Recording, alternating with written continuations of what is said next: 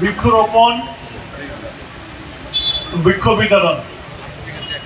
আপনারা জানেন যে আমাদের মাননীয় প্রধানমন্ত্রী অলরেডি ঘোষণা করেছে যে আমাদের এই 5 বছরের সময়ের মধ্যে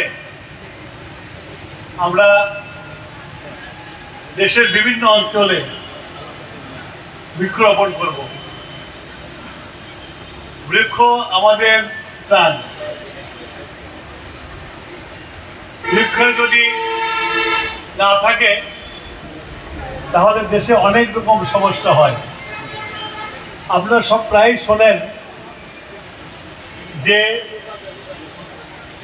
ক্লাইমেট পরিবর্তন হচ্ছে। ক্লাইমেট পরিবর্তন হওয়ার মূল কারণটা হচ্ছে যে আমরা বসতি বৃদ্ধি করতে যেয়ে আমরা গাছপালা নষ্ট করে আমাদের যে পরিমাণে অক্সিজেন নেওয়া দরকার সেটা নিতে পারছি না, যার ফলে পরিবেশে একটা বৈষম্যর সৃষ্টি হচ্ছে।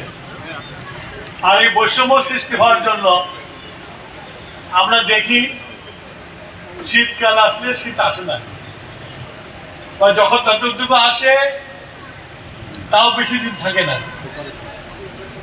আমাদের দেশের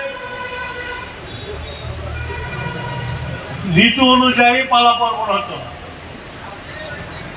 বিশেষ করে শীতকালে আমাদের পালা পার্বণটা বেশি হতো।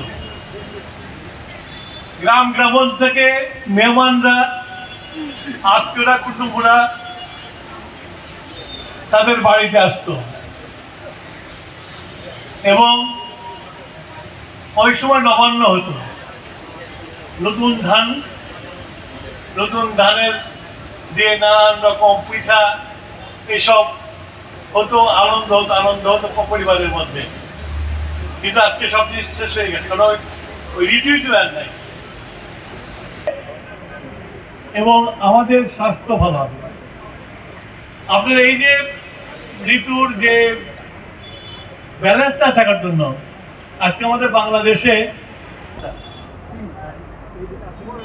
এই দুইটা কিন্তু গ্রামে গঞ্জে মানুষকে, আমার কাছে প্রতিদিন রুগী আসে, সেই ডায়ালিসিসের টাকা নেয়, জমি জিরাত এমনকি বাড়ির ঘর বসত ঘর বিক্রি করে মানুষের চিকিৎসা করে বাঁচার জন্য, কিন্তু আলটিমেটলি কিন্তু বাঁচে না।